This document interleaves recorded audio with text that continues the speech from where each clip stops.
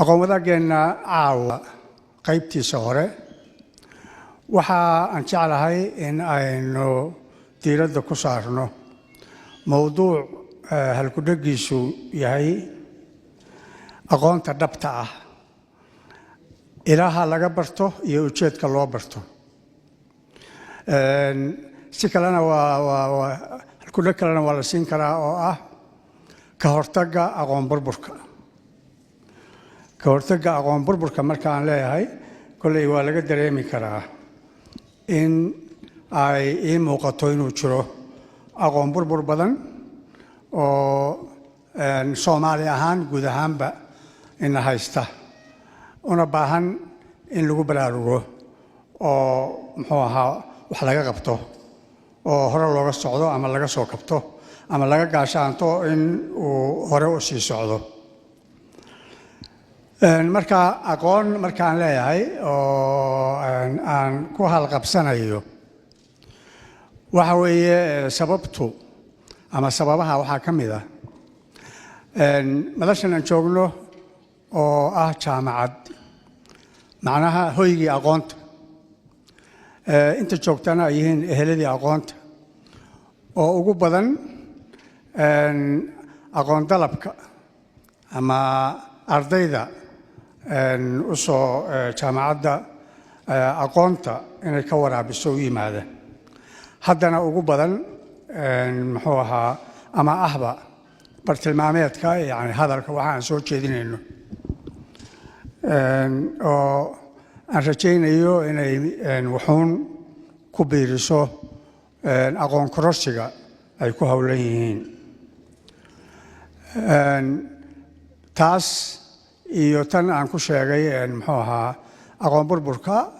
oo u baahan in la iftiimiyo oo muxuu ahaa laga hadlo.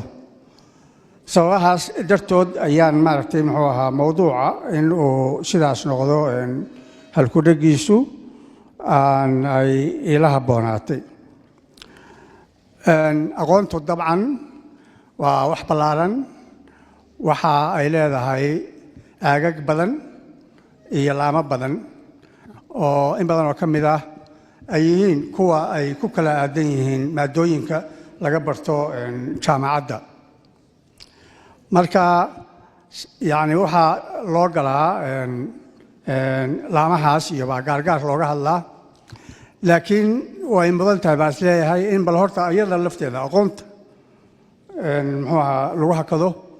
oo la dul joogsado, laga bilaabo in hal eray laga yidhaahdo aqoonta ahamiyadda ay leedahay. ahamiyaddaas yani hal eray haddii lagu soo koobo waxaa la odhan karaa aqoontu waa furaha horumarka iyo nolosha wacan, nolosha istaahisha in la noolaado furaheeda weeye aqoontu. aqoonta lafteedana furaheedu waa afka, dhaqanka iyo hal-abuurka ayaa la odhan karaa. marka waxaa kale oo aan muxuu ah jeclahay inaan u abbaaro aqoonta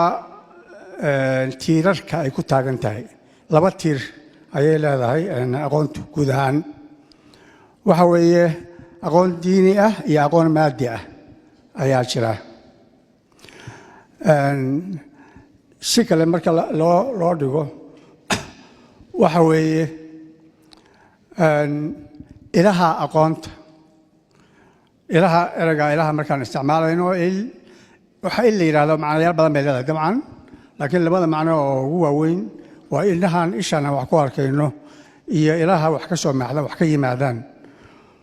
marka aqoontu ilaha ay ka soo maaxato oo laga barto laba qaybood oo waaweyn oo dabadeedna qaybo badan u sii kala baxaya ayay noqdaan. waxa weeye aqoonta qorshaysan ama waxbarashada tooska ah la yidhaahdo iyo aqoonta furan ama la odhan karo waxbarashada dadban labadaas ilood oo aqoonta laga barto waxaa inta badan lagu baraarugsan yahay midda hore oo ah waxbarashada tooska ah oo la wada garanayo oo laga soo bilaabo malcaamadda ilaa dugsiga hoose sare dhexe sare jaamacad iyo heerarkeeda kala duwan inta badan dadkeennu kuma baraarugsana waxbarashada dadban qiimaheeda iyo dadaalka dadaal yani la mid ah kan yani muxuu ahaa waxbarashada tooska ah in ay istaahisho oo ay u baahan tahay laguma baraarugsana marka waxa weeye waxaan jeclahay in aan taas u badiyo marka sababta awgeed inaan taa u badiyo muxuu ahaa erayadan aan idinla wadaagayo aqoonta qiimaheeda aan sheegay ahamiyaddeeda iyo qiimaha ay leedahay guud ahaan dabcan labadeeda qaybood iyo labadeeda tiir oo ay ku taagan tahayba waa u dhan yihiin oo isku si baa loogu baahan yahay oo aqoonta diiniga ah iyo aqoonta maadiga ah waa isbuuxinayaan mid walbana waxaa laga leeyahay himilo iyo ujeed muxuu ahaa qiimo badan oo aan laga maarmin aqoonta diiniga ah waxa weeye qofku si uu u garto waddada saxa ah ee uu u mari karo in uu wixii ilaahay faray iyo wixii uu ka reebay uu si saxa u kala fahmo dabadeedna ugu dhaqmo iyo midda kale yani muxuu ahaa in ay u noqoto nafaqo ruuxi ah oo la'aanteed yani bani aadamku yani wax qallalan oo kale maaragta uu noqonayo aqoonta maadiga ahna yani ujeedka loogu mintidaa waa inuu qofku inay u iftiimiso oo u noqoto toosh tusa waddada uu u mari karo sidii uu noloshiisa u maarayn lahaa bulshadiisa iyo dalkiisa iyo naftiisa iyo inta uga baahan waxtarka iyo wax ku kordhintana si uu wax ugu kordhin lahaa in ay u noqoto inay ku caawiso marka wuxuu uga duwan yahay qofka aan muxuu ahaa qofka aan aqoonta lahayn iyo qofka ku mintida inuu aqoon kasbado yani faraqa u dhaxeeya ilaahay baa xataa qur-aankiisa ku sheegay hal yastawi aladiina yaclamuuna waladiina laa yaclamuun miyay isku mid noqon karaan kuwa wax yaqaan kuwa xoog oo wax yaqaan oo macnaha wax bartay wey iyo kuwa aan wax aqoon marka waxaa ku cadfan ama ku hoos guntan laa yastawiyaan isku mid maaha marka waxaa inaga fahamka ay dadkeennu ka haystaan aqoon waxa la yidhaahdo iyo fahamka dhabta ah oo ay tahay ay leedahay yani waxaa aqoon la yidhaahdo faraq weyn baa u dhexeeya in badan oo ka mid a dadkeenna yani ma fahamsana yani fahamka dhabta ah aqoonyahan maalan waxaanu maqal in badan baan maqalaa ereyga aqoonyahan oo aada loo isticmaalo marka waxaa loo yaqaanaa qofkii muxuu ahaa jaamacad galay oo maaragtay diblomo ka soo qaatay baa waxaa la yidhaahdaa aqoonyahan taa marka waxa weeye sida waxa qaladka ku jira iyo aqoonyahan aqoon mar dhaweed waxaan lahaa aqoonta dhabta ah marka halkudhega aqoonta dhabta ah markaan lahaa macnaha waxaa markiiba qofka ku soo dhacaysa inay jirto aqoon dhalanteed ah aqoon aan dhab ahayn ama aqoon ku sheeg marka labadaas iyo waxa kale iyo maaragtay sida ereygan aqoonyahan maaragtay muxuu ahaa uu tusaale ugu yahay gadaal baan muxuu ahaa gadaal baan ka soo muxuu ahaa dib baan ugu noqon doonaa waxaa muxuu ahaa aan jeclahay marka hore in aan dhowr tusaale ka sheego wixii aan ku tilmaamay ilaha aqoonta ama ilaha ay ka soo maaxato aqoontu oo laga barto. waataan lahaa muxuu ahaa guud ahaan labadii qaybood oo tooska aqoonta ama waxbarashada tooska iyo tan dadban, laakiin marka aynu muxuu ahaa ku sii durugno ilaha waxaa ka mid ah waxay ka bilowdaan guriga. ilaha aqoonta uu qofka bani aadamka ay ka qaato guriga ugu horeeya. macallimiinna waxaa ka waalidiinta. marka waalidiinta iyo muxuu ahaa guriga ayaa saamaynta yani ugu horeysa oo qofka bani aadamka maskaxdiisa aan ka go'in halkaasuu ka soo qaataa muxuu ahaa qofka bani aadamka.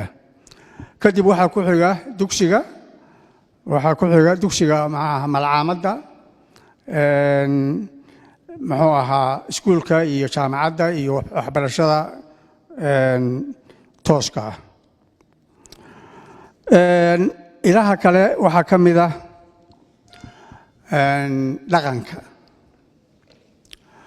dhaqanka iyo aqoonta uu xambaarsan yahay ayaa waxay tahay il aqooneed oo qofku uu ka baran karo wax badan qofkii u fiirsada oo u kuurgala. waxaa kale oo ka mid ah qalabka ama aaladaha aqoon baahinta waxaanu ku magacaabi karno oo qalabka warbaahinta iyo ay ka mid yihiin. waxaa ugu weyn oo la odhan karaa yani hoyga aqoonta ama aqoonsidaha yani muxuu ahaa hormuudka ah waxa weeye buugga. yani qofka bani aadamka ah yani muxuu ahaa oo aqoonta daneeya waxa muxuu ahaa wehelkiisa ah mar walba oo waxa ugu badan ka faa'iideysan karaa waxa weeye waa buugga weeye. buugga markaan leeyahay macnaha waa akhriska. marka aqoonta dhabta ah waxay ku timaadaa la yidhaahdaa akhris. waxay ku timaadaa u fiirsi, waxay ku timaadaa dhegaysi. waa waxyaalaha aan jeclahay si gaar ah in muxuu ahaa ardayda da'da yar oo jaamacadda in ay muxuu ahaa hoosta ka xariiqaan qofka in uu aqoon-yahan noqdo oo aqoon dhab a yeesho muxuu ahaa u sii socda oo nasiibka u yeelan kara. waa qofka noqda akhristo fiican, dhegaysto fiican, u fiirsado fiican. u fiirsado markaan leeyahay isha kale oo nolosha waxaan leeyahay isha kale oo laga barto aqoonta laga qaato waa nolosha guud weeye.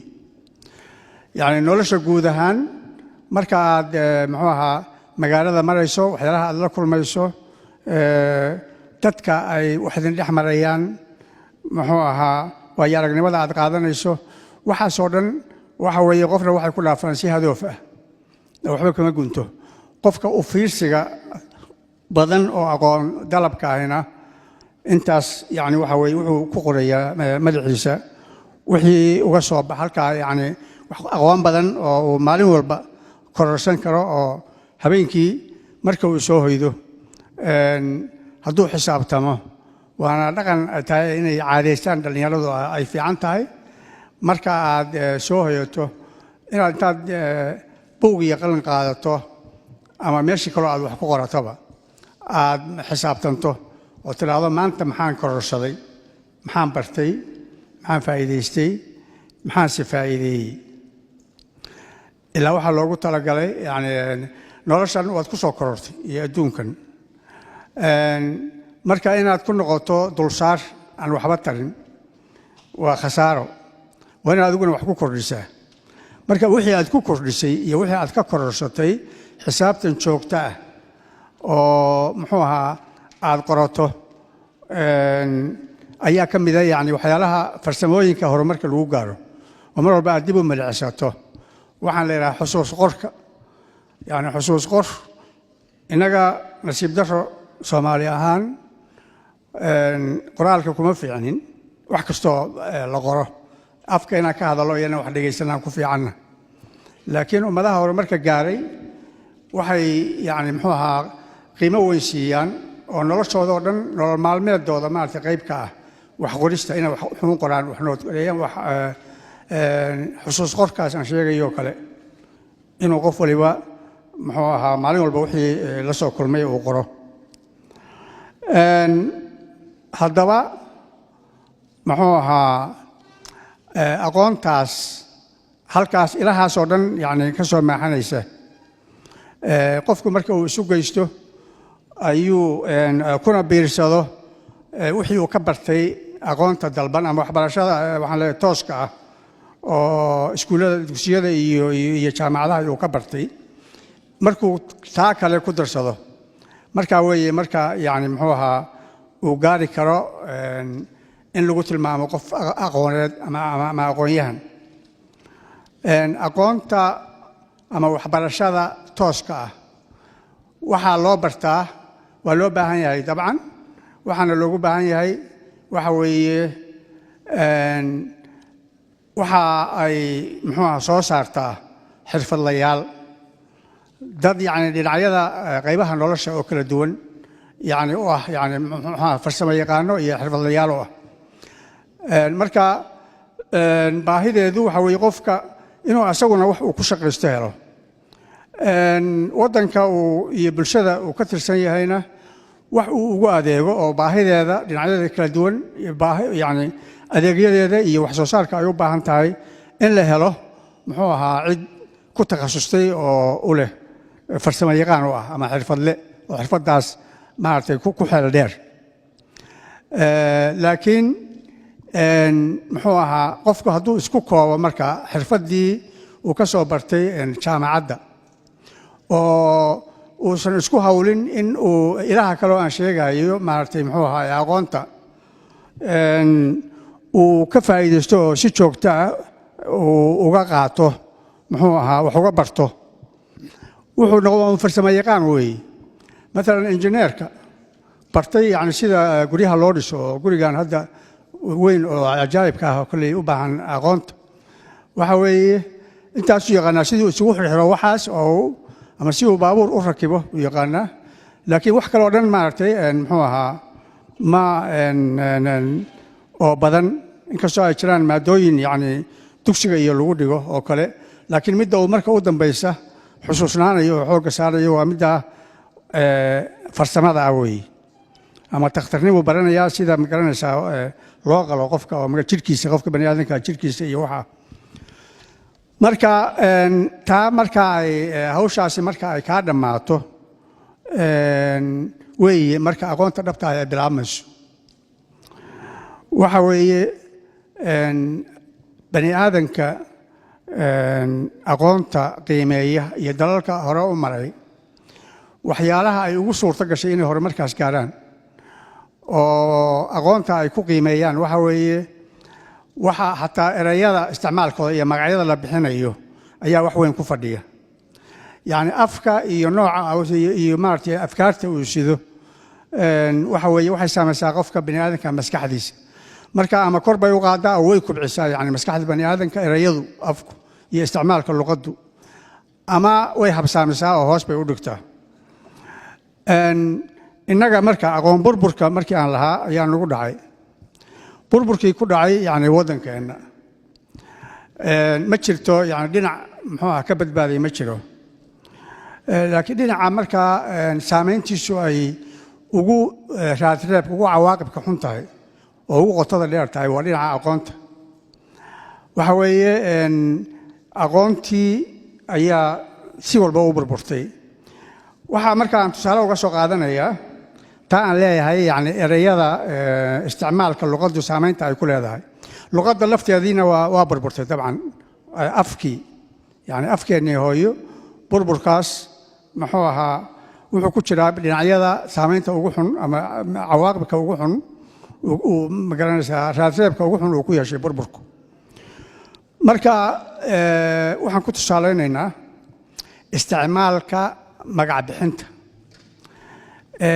erey bixinta aqoonta la xiriidha sida ay u burburtay oo muxuu ahaa sidii ay ahaan jirtay ama macnaheeda dhabta ah oo af Soomaaliga ku yahay iyo sida maanta loo isticmaalo farqa u dhaxeeya. halka waxaan jeclahay inay aad maaragtay hoosta ugu xiriirtaan ardaydu. waxaan jeclahay marka tusaalayaashan aan soo qaadanayo in ay muxuu ahaa sida loo isticmaalo iyo sida hadda oo dadkeenu maaragtay u isticmaalaan iyo sida ay yihiin oo ay ahayd ama ay ahaan jireen inay u kala fiirsadaan oo sidaas tan saxa ay qabsadaan baan jeclahay. waxaa ka bilowdaa aqoon-yahankii aan sheegayay. aqoon-yahan doctor ama doctor professor muxuu ahaa sheekh abwaan qoraa buug jaamacad waxaas oo dhan haddaad mid isu dul taagto waxa maanta loo yaqaan iyo waxa dhabta ah oo ay yihiin halkaasay kaaga soo baxaysaa heerka aqoon burburka nagu dhacay laguna sii socdo marba marka ka dambaysa ka sii daraya yani bay u tahay tusaale cad. aqoon-yahan waataan sheegaya waxaa loo yaqaanaa qofkii shahaado sita oo jaamacad ka soo baxay. jaamacaddaas iyo shahaadadaasoo ku helay iyana allahu yaclam dib laysu weydiin mayo yani maxaa madaxiisa ku jira yani maaragtay laysma weydiiyo. aqoon-yahanka dhabta ahna ereyga macnaha aqoon-yahankaas aynu ula jeedno af Soomaali markaan ku sheegayno ummadaha kale yani afkooda marka yani waa isla wixii laakiin qolo walba dabcan afkeeday ku sheegtaa. مثلا ingiriiska intellectual buu yiraahdaa carabiga muthaqaf baa lagu yiraahdaa afafkaas yani mid walba marka tilmaantaas qofka la siiyaa adduunka waxa weeye waa qofka aqoonta dhabta ah leh. aqoonta dhabta ah wixii aan lahaa aqoonta dhabta ah maxay tahay si lagu garanayo inuu aqoon dhab ah leeyahay waxaa lagu garanayaa marka uu aqoonta wax ku soo kordhiyo marka uu wax hal abuuro markuu wax yani muxuu ahaa wax maskaxdiisa ka soo baxay oo yani manaafacaad lagu manaafacaadayo oo manaafacaad guud iyo faa'iido guud leh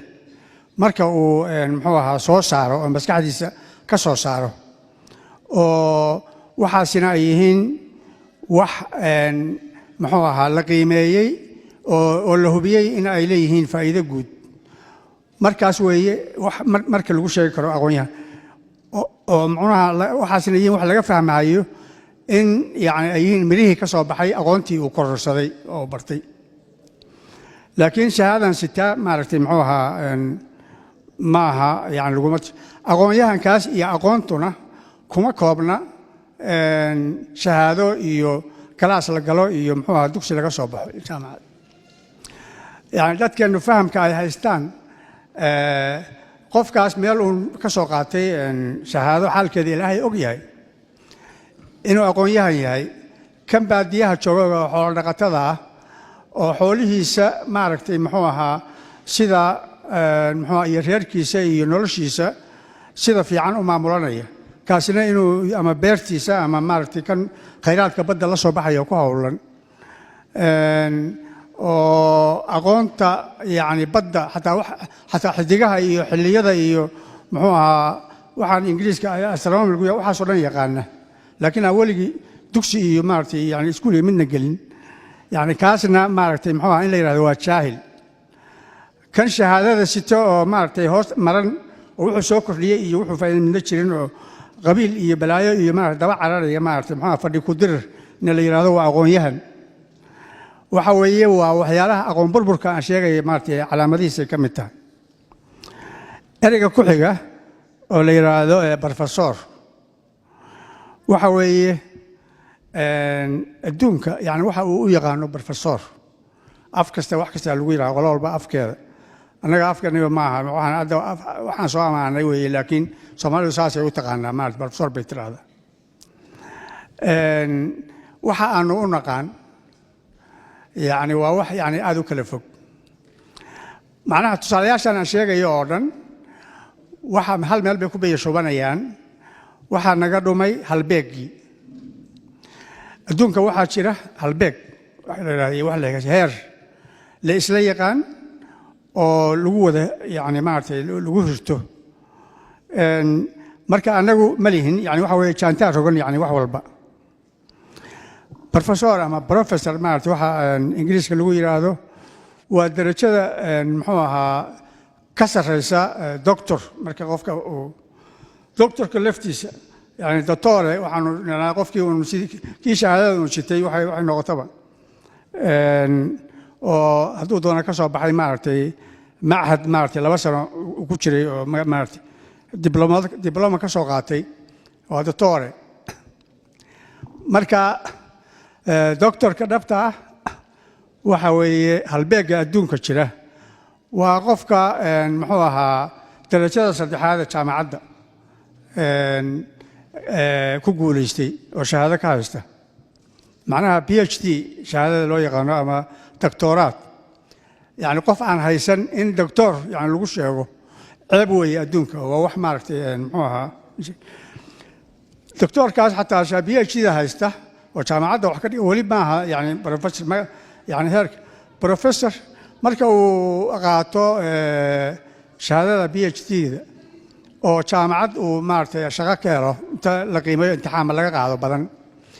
markaas waxa lagu magacaabaa wadamo badan intooda badan xataa markaa professor ma gaarin professor caawiye baa la yiraahdaa ingiriiska waxa lagu yiraahdo assistant professor mar labaad markii uu sii socdo marba meel heer saddex jeer marka uu dalaco oo saddex heer uu dhaafo PhD iyo maartay doctornimadii markaas la siin karaa yani darajada professor ama professor maartay inuu noqdo wadamo badan sida Jarmalka oo kale iyo Austria iyo maartay professor doctor bay yiraahdaan maartay iyo hatta maxaa Turkiga iyo waxa oo qofka yani maxaa darajooyinkaas mid walba midii uu kororsado waxa lagu siiyaa maartay maxaa darajo marka hore waa doctor markuu sii socdo professor doctor buu noqonayaa marka xigta dooshaan buu noqonayaa intaas oo dhan yani wuxuu sii sameeyaa cilmi baariso iyo buugaag iyo qoraallo iyo wax maskaxdiisa cusub oo ka keenayo markaas marba darajo lagu siiyaa waxaas oo dhan agteena ma yaalaan tan ku xigta abwaan maxaynu u naqaanaa maanta haddii aad qaamuuskii muxuu ahaa yaasiin cismaan keenadiid ka fiiriya oo akademiyadii dhaqanka ay waagii dadaalka ugu badan jiray oo aqoonteenu ay ugu roonayd muxuu ay isugu tageen raggii aqoonta lahaa marka haddaad qaamuuskaas ka fiirisaan yani abwaan waxa weeye waa qof laamaha kala duwan oo aqoontii aan ka hadlayay u leh ku xeeldheere ku ah laamo kala duwan oo haddana ku darsaday hal abuurnimo oo waliba hal abuur yani kala nooc ah maartay hal abuurnimo leh oo yani gabayaa ah muxuu ahaa sheeko curiye ah doona ama murtida iyo waxyaalahaas yani ku xeel dheer ama taariikhyahan ah oo marjac ah oo loo noqdo kaasaa la yiraahdaa ma garanaysaa muxuu ahaa abwaan waa sababta muxuu ahaa qaamuuska waxa hadda qaamuus baa waayadan dambe la isticmaalaa oo kelmad carabiya ah laakiin waxyaalaha sii dhumayo af Soomaaligii oo erayadan kale oo luqadaha kale ka yimid ay meesha ka saarayaan buu ka mid yahay bilowgii waxa la oran jiray abwaan qaamuuska maartay lagu magacaabi jiray iyo encyclopedia maartay waxaan ingiriiska lagu yiraahdo afafka qalaad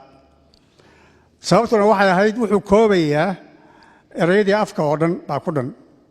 marka qof saas oo kale aqoon badan ay ugu dhantahay baa leh maartay muxuu ahaa la siiyaa lagu magacaabaa tilmaantaas la siiyaa inuu yahay abwaan maanta abwaan maxaa loo yaqaan waxa weeye wiilkii yaroo soo sameeyey maaragtay hal hees ama ma garanaysaa waxaa sameeyey abwaanka maaragtay muxuu ahaa hebel weliba abwaanka caanka ah iyo baa la odhanaya ma garanaysa marka see ku kala saaraysaa yani awjaamac cumar ciise iyo muxuu ahaa sheekh cali cabdiraxmaan oo kale iyo wiilashan yaryar oo hadda raabka ma garanaysaa alifa heesaha raabka labadan shilinahoo laba liin ku soo gado maaragtay dhac dhexda qabso waxaas dhahaya waa abwaan mar hadduu heesta ayaa sameeya abwaan hebel baa sameeyey ma garanaysa abwaan muxuu ahaa shamla boy shamla boy wiil fiican weeye oo maaragtay hadda dhallinyaradaas ayaga waa loo baahan yahay inay waxaan yani anigu ma odhanayo waxaa jira waxaan la yidhaahdo muxuu ahaa loolanka jiilasha oo jiilkii hore uu mar walbaba jiilka dambe dhallinyarada waxooda uu yidhahdo waa adduunya gadoon weeye oo waxani waa ma garanaysaa anigu markaa inkastoo aan jiil hore ahay laakiin waxaan isku tiriyaa inaanan maaragtay dhallinyarada aan muxuu ahaa aanan yani oran waa qaldan yihiin maarata waxa ay la yimaadaan waxaase haddayna sidooda kale u ahayn wax yani meel ka dhac ku ah ama akhlaaqdii ama diinta ama maarata anshixii wanaagsanaa wax ka horjeeda haddayna ahayn waa hagaag waxay isku maaweelinayaan oo raabkan hadday maaragtay muxuu ahaa maaweele ahaan ay wax yani waxaa jira muxuu ahaa way kala jiraan qaarna waxyaalahan maaweele ahaanta ayagu ay uga jeedaan iyo in lagu qoslo iyo in laisku maaweeliyo qaarna laxni ma leh oo waa iska maaragtay muxuu ahaa qaarna laxni badan bay leeyihiin oo maaragtay waxay horjeeday wax yani muxuu ahaa fool xun weeye marka kuwa aan laxniga lahayn way fiican tahay des maaweeladu waa qayb nolosha ka mid ah dhallinyaradana iyo dookooda iyo si u fakaraanna waa si ka duwan yahay maaragtay dadka waaweyn marka maxay ahayd waxaa muxuu ahaa aan marmar ka yara damqadaa laakiin haddana aan israahdaa de waa waktigooda maaragtay indhaha ka qabso iska dhaaf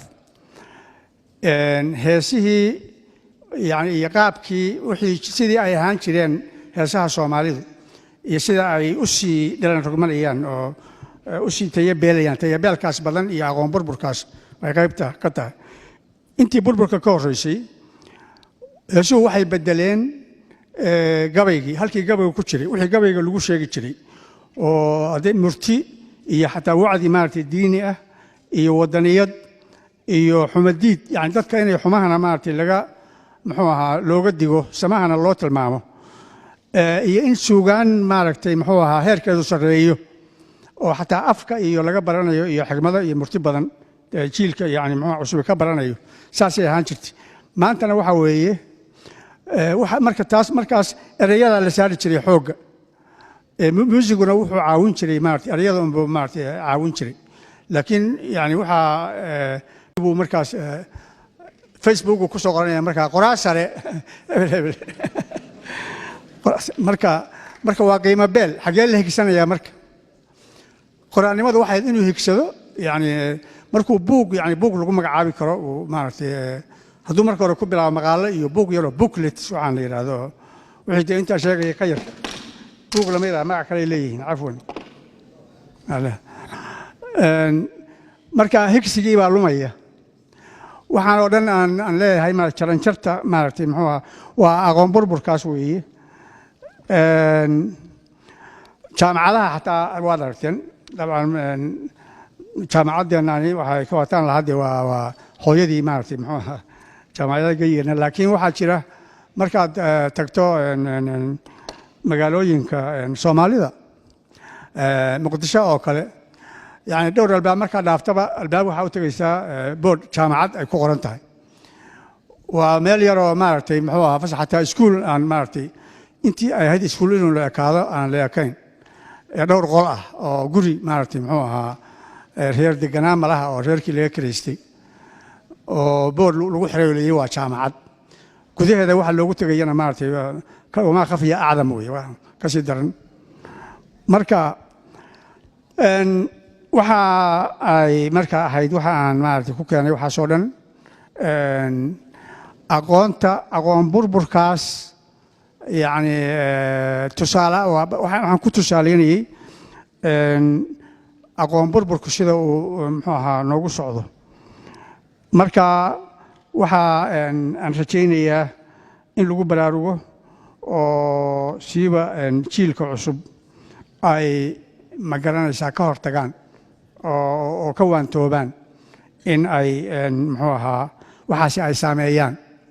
midda kale oo aan jeclahay inay ka waantoobaan dhallinyaradu iyo ardaydan maaragtay hadda na maqlaysa iyo kuwa kale oo warbaahinta iyo meelaha kale maaragtay warku ku gaarayo af burburka yani burburka iyo aradka iyo weydowga iyo faraxumaynta ku socota af Soomaaliga iyo adeegsigiisa in ay ka waantoobaan waxa weeye heerka afkaagu aad u adeegsanayso ama aad ugu hadlayso wuxuu muujinayaa aqoontaadu inta ay gaarsiisan tahay haddaad afkaaga yani si aradan oo khariban aad ugu hadasho waxa weeye waa inaad ogaataa in lagu liidayo wixii wax garanaya oo dhan oo afkaan garanaya marka afka waxyaalaha maxay ahayd soo kordhay oo siyaaf laba af leh lagu sheegi karo oo noloshan casriga ay wadato oo dhinacna faa'iido ku leh dhinacna dhib iyo dheefba leh waxaa ka mid ah warbaahinta soo badanaysa waxaa kaloo ka mid ah si gaar ah waxaan la yidhaahdo baraha bulshada iyo guud ahaan maaragtay maxaa warbaahintan electroniga ah dhinac markaad tidhaahdo dee waxaa jiraya way bateen xagga maxay ahayd tirada xagga tirada waxaa batay wixii af Soomaaliga wax af Soomaali ku qoran iyo wax af Soomaali ku hadlaya oo laga dhageysto ayaa batay tiro ahaan laakiin tayo ahaan ayaa ay tabaalaysan yihiin waxaas marka waa wax lagu tilmaami karo tiro badan iyo tayo ba'an مثلا تلفزيونada iyo idaacadaha af Soomaaliga ku hadlaa waa ka badan yihiin waqti kasta oo la soo dhaafay maanta laakiin maxay ku hadlaan yani af Soomaaliga ay ku hadlaan oo dhalinyaradiina yaryar aad maartay muxuu ahaa uga dayanaysaan oo ay macallimiinta idinku noqonayaan waxa weeye waa af Soomaali waxa weeye aad u turxaamaysan oo turxaan bixin badan u baahan weeye halkii awal ay ka ahaan jirtay warbaahintu meesha ilaha laga barto afka saxa ah oo heerkiisu sareeyo meelaha laga bartay ilaha laga bartay kamid ahaan jirtay idaacaddii raadiyo muqdisho ugu hore iyo BBC-da af Soomaaliga ku hadasha sidii ay ahaan jirtay waxa weeye waxay ahayd anagu markaan dhalinyarada ahayn meelaha aan ka barano oo uga dayano afka ugu horsareeyay maaragtay lagu hadli karo af Soomaaliga waxay ku soo kordhiyeen wax tiro badan oo waxyaalaha casriga oo dhan bay af Soomaali u heleen af Soomaali ah maantana waxa weeye waa qofka af Soomaaliga yaqaana marka uu dhageysto badankooda yani waxa weeye calool xanuun baa ku dhacaya sidoo kale baraha bulshada iyo waxaasi waa ka daran yihiin marka si gaar ah dhalinyarada waxaa muxuu ahaa aan hoosta uga xariiqi lahaa oo aan jeclahay inay xusuusnaadaan in ayan gurdan raacin habkan baraha bulshada loogu adeegsado af Soomaaliga af Soomaaligan gaagaaban oo maaragtay way jirtaa af walbaba dee marka fariimaha liisu qorayo in la gaagaabiya ceeb maaha laakiin waxaa loo qaatay inuuba sidaas yahay oo isagoo xataa wax badan qoraya ayuu qof wuxuu qorayaa maaragtay muxuu ahaa saxa ka laakiin halkii qori la ka na maaragtay waxaa ka sii daran zaaxiib uu qoranayaa z iyo p hoose zaxa pa uu qorayaa ma garanaysa marka za iyo p na kuma iyo v kuma jirto yani far Soomaalida oo waxa weeye waa xuruuftii muxuu ahaa laga daayay markii farta la xulanayay maxaa yeelay codadkaasi af Soomaaliga kuma jiraan cod v la yiraahdo cod z la yiraahdo iyo kuma jiraan iyo p iyo marka waxaasi sida daacuunka ay u faafayaan oo xataa dhalinyaro hadda sii waaweynayna soo jaamacada ka baxay iyo waxaasa isticmaalaya yani saciid mid la yiraahdaa zaciid yani qoranaya marka waxaas inaad maaragtay muxuu ahaa aad ku baraarugtaan af Soomaaliga waa tirsan yihiin yani maaragtay yani xuruuftiisu waxa weeye yani muxuu ahaa shibanayaasha iyo shaqalada hadda dhibaatada ugu badan oo qaladaadka af Soomaaliga laga garo iyo sida loogu tunto qoraalkiisa waxa ugu badan shibanaha laban laamba oo laban laabkii meeshii laga reebay aan laga dhigayn iyo shaqalka dheer oo halkii shaqal dheer laga reebay maaragtay mid gaaban la qorayo oo markaasna macnihii waa isbedelaya shaqal isku malaha مثلا عرب يا عرب هذا هل قرطة وحوي وعرب أديكوا عرب رواينا تشيكتو يعني رواينا يرادو ما تسمحوها عرب كيو مثلا عرب كاي حنوني عرب كابوراني عرب وزيرد مثلا وزيرد وزارد أما وزاردها ولو أي تاي مارتي كلمات أيضا كلماتها لقصو أما هذه في عربية هذه اللغة وحارتها أنا قرت مثلا وسير هذا مركز هذا أقرته شاء أتكدكتو هل دأذنا الله بكدكتو وسير هذا بين غنسة مركز وسير هذا إيه وسير هذا وكلام معنى وحكريه وكلا ساري أنا وحقيقة لما لامية حرف كلا لما لامية حرف كغلط كهذا لما لابته معناه هو اسبدلية وحاسب بوحة أو عن كغيرين شرني لكن هذا وحلا كدر هذا وما قرومها لي من مارتي يعني حروف أن نشوف الشوقين وأن الإسكوعي وفي سومالي والشغل كلهين مركا واحد سوى لنا شغل مارتي محوها سعونية marka malaha ku dheeraaday waa ka xumahay waxaan ku soo guraanayaa waanadaas maaragtay maxamed daalankaas dhalinyarada ardayda dhowr arrimood in ay muxuu ahaa ku baraarugsanaadaan oo ay qortaan baan jeclaan lahaa weliba kow taa ugu dambaysa oo ah muxuu ahaa afbihiyayaasha inaynan raacin وكل حكوا عتان لبا تن لباد وحويه أقون كروشيجا أقونتا وحبرشة يو أقونتو وحدوا إن يعني مارت كتر قشان إن كل ما نشام عدا وحبرشة محوها توسكا وحمودا إن وجدنا آباءنا وذكو إسكودوشيون marka ay ilmuhu gaaraan daada maartay dugsi baan u diray inuu waalidku inay yiraahdaan faciisi dugsi baa aadeen dugsiga u dir iskuulkii buu gaaray u dir iskuulkii buu ka baxay marka iskuulka jaamacad baa loo diraa ama adigu aad istiraado meeshii ay aadeen maartay dadka daada aad markay dhamaatana iska soo fariisato waxa weeye ma ahan taas waxa weeye inaad adigu istirto markaas markii aad maartay waqti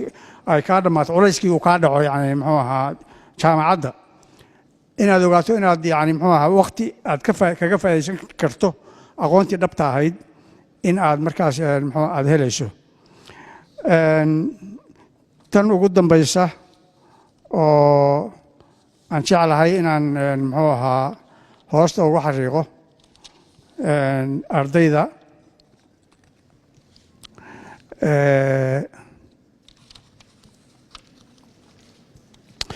waxa weeye wixii aad baratay ama ha noqoto waxbarashada tooska ah ama tan dadban oo aan sheegayo waxa aad baratay haddaad waxbaa la bartaa waxbaa jaamacad baa la aadaayo maaragtay ay kaata aadan lahayn yani muxuu ahaa hiraal waxay noqonaysaa hal bacaad lagu lisay waxa weeye qofka bani aadanka waa inuu shiba intuu dhallin yar yahay intaa dhallinyarada tahay waa inaad yeelato hiraal wax aad ku hiranayso hadaf vision waxaan lagu yiraahdo maartay muxuu ahaa afka ingiriiska aad ku hiranayso inaad gaarto yani maxaad jeceshahay inaad noqoto maxaad jeceshahay inuu noqdo wadankaaga ama bulshada aad ku dhex nooshahay heerka aad la jeceshahay inay gaadho oo adigu aad qayb ka noqoto waa maxay maxaad ku korrin kartaa adigu si ay heerkaa u gaadho maxaad yani ay tahay kaalinta ay tahay waxa ay tahay inaad ku kordhiso iyo kaalinta ay tahay inaad ka gasho waa maxay inaad sii calaamaysato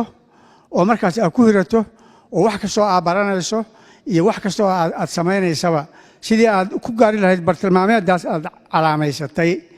inay u jahaysnaato ayaa ay manaafacaad ku yeelan kartaa iyo nuxur iyo qiime wixii aad baranaysay. waxaa taa ku lifaaqan oo ku lamaan in aad aaminto muxuu ahaa wax qiimo leh oo anfacaya maaragtay muxuu ahaa manaafacaad guud leh, danta guud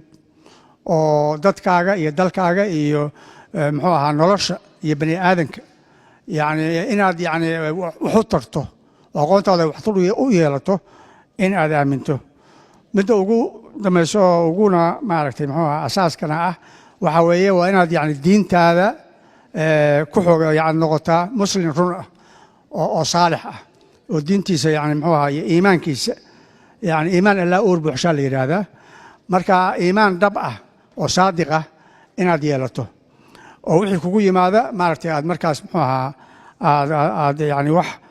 iimaankaagaasa yani muxuu ahaa ku xasilinaya xataa haddii dhibaato kasta ay kugu dhacdo.